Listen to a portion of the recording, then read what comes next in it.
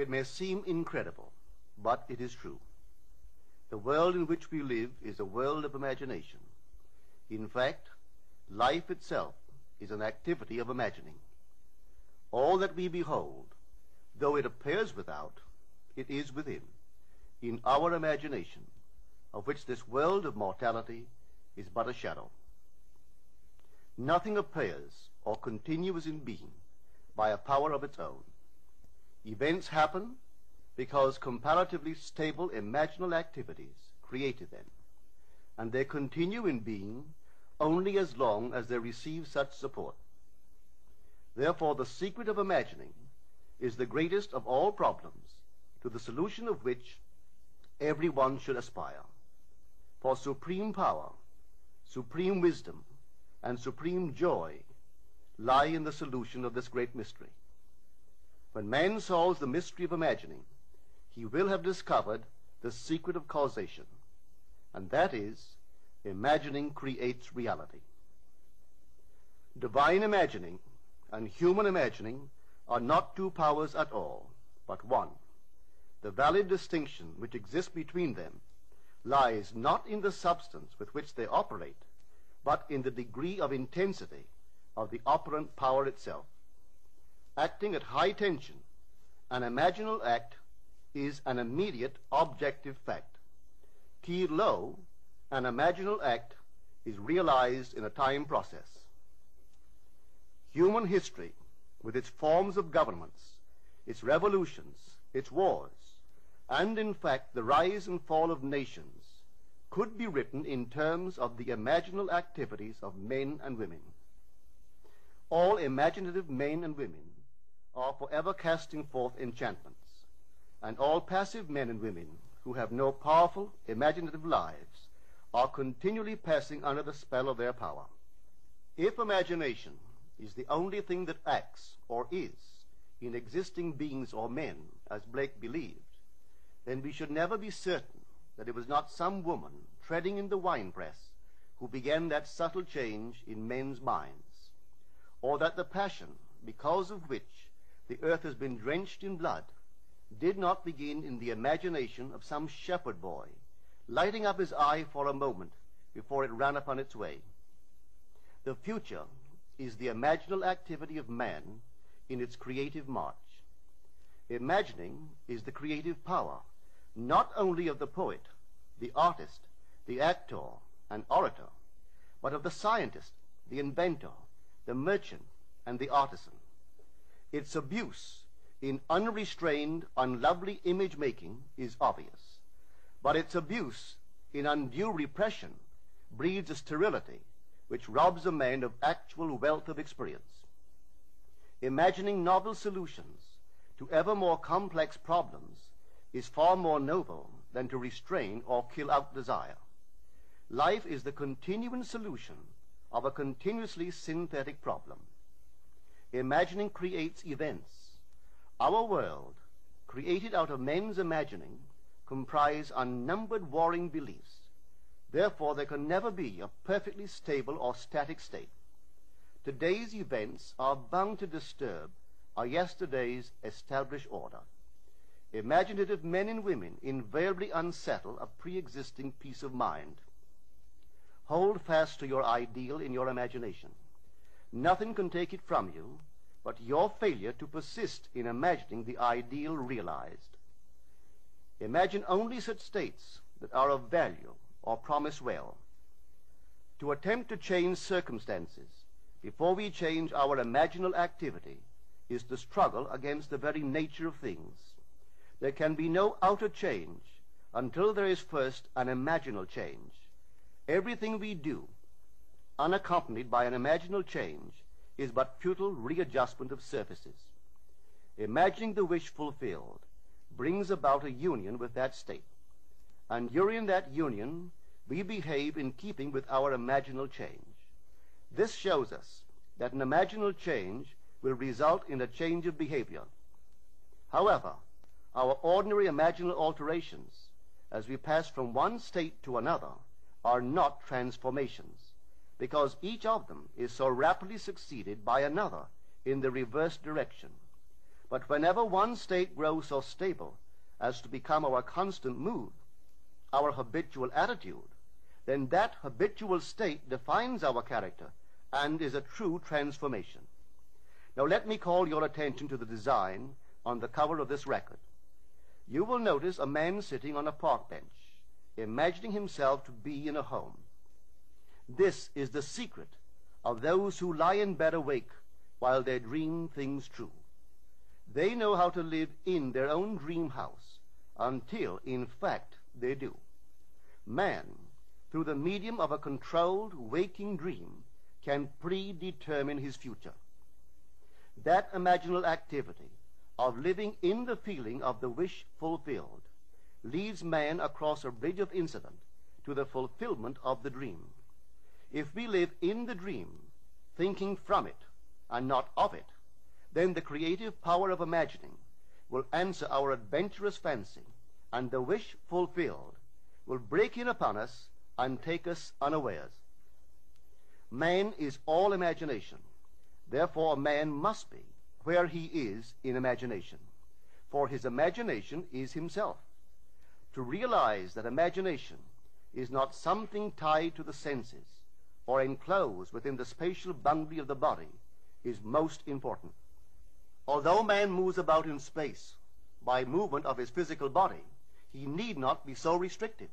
He can move by a change in what he is aware of. However real the scene on which sight rests, man can gaze on one never before witnessed. He can always remove the mountain if it upsets his concept of what life ought to be. This ability to mentally move from things as they are to things as they ought to be is one of the most important discoveries that man can make.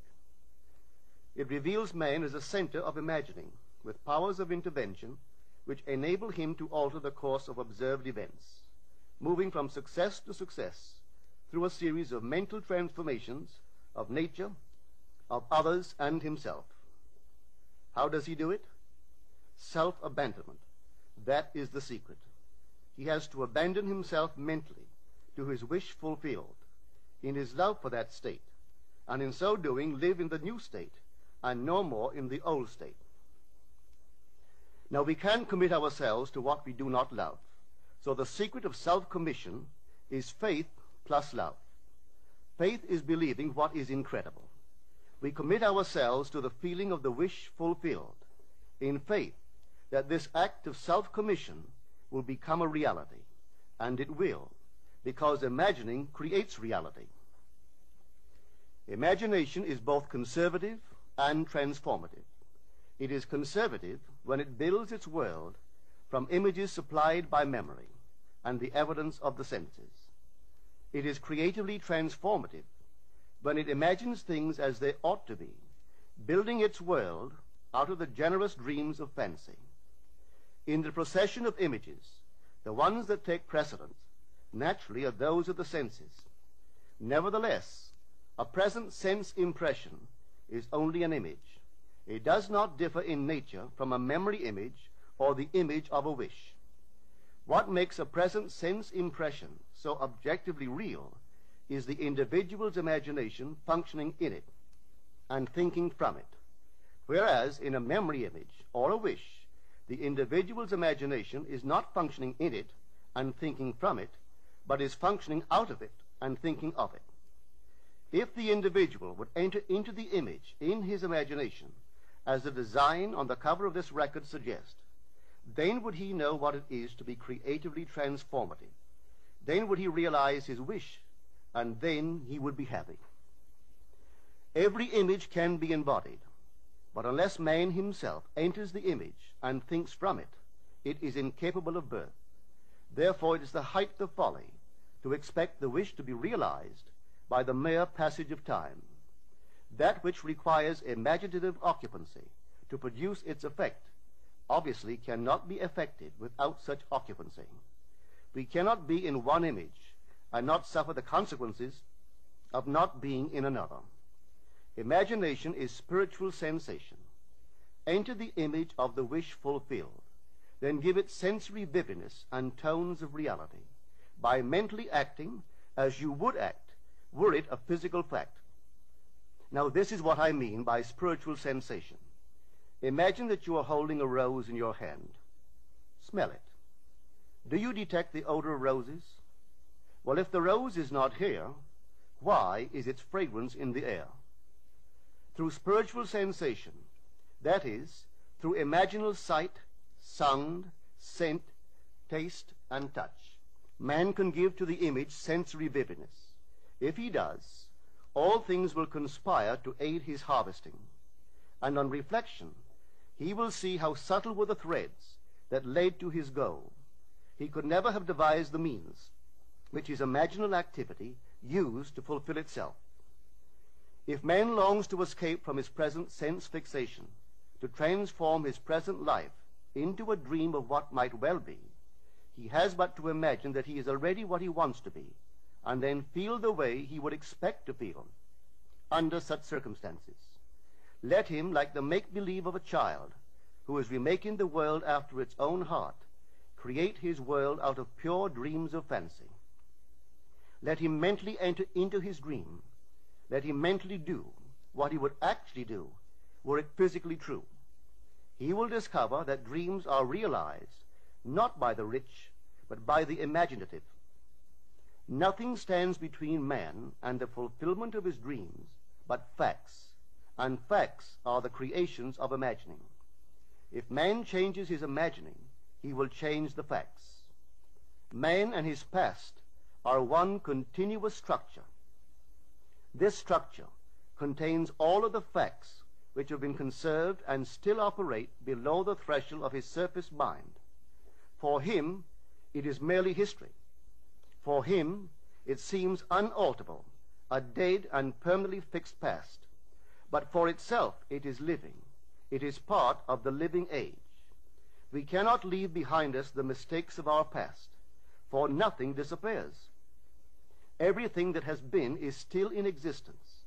The past still exists, and it gives and still gives its results. Man must go back in memory, seek for and destroy the causes of evil, however far back they lie. This going into the past and replaying a scene of the past in imagination as it ought to have been played the first time, I call revision. And revision results in repeal. Changing our lives means changing the past. The causes of the present evil are the unrevised scenes of the past. The past and the present form the whole structure of man. It is carrying all of its contents with it. Any alteration of content will result in an alteration in the present and future. Live nobly, so that mind can store a past well worthy of recall. Should you fail to do so, remember, the first act of correction or cure is always revise. If the past is recreated into the present, so will the revised past be recreated into the present. Or else, the promise that though your sins are like scarlet, they shall be as white as snow, is a lie.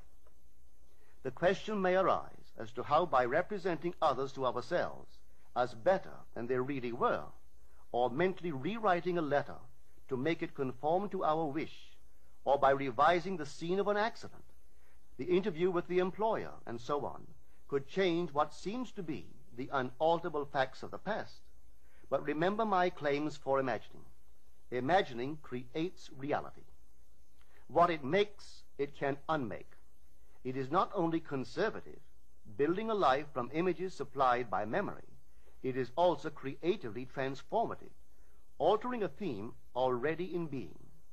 The parable of the unjust steward gives the answer to this question. We can alter our world by means of a certain illegal practice, by means of a falsification of the facts, that is, by means of a certain intentional alteration of that which we have experienced, and all this is done in one's own imagination. This is a form of falsehood which not only is not condemned, but is actually approved in the gospel teaching. By means of such a falsehood, a man destroys the causes of evil and acquires friends, and on the strength of this revision proves, judging by the high praise the unjust steward received from his master, that he is deserving of confidence. Because imagining creates reality, we can carry revision to the extreme and revise a scene that would be otherwise unforgivable. We learn to distinguish between man, who is all imagination, from those states into which he may enter. An unjust steward, looking at another's distress, will represent the other to himself as he ought to be seen. Were he himself in need, he would, like the man on the cover of this record, enter his dream house in his imagination and imagine what he would see and how things would seem and how people would act after these things should be. Then in this state he would fall asleep, feeling the way he would expect to feel under such circumstances. Would that all the Lord's people were unjust stewards, mentally falsifying the facts of life to deliver individuals forevermore. For the imaginal change goes forward until at length the altered pattern is realized on the heights of attainment. Our future is our imaginal activity in its creative march. Imagine better than the best you know.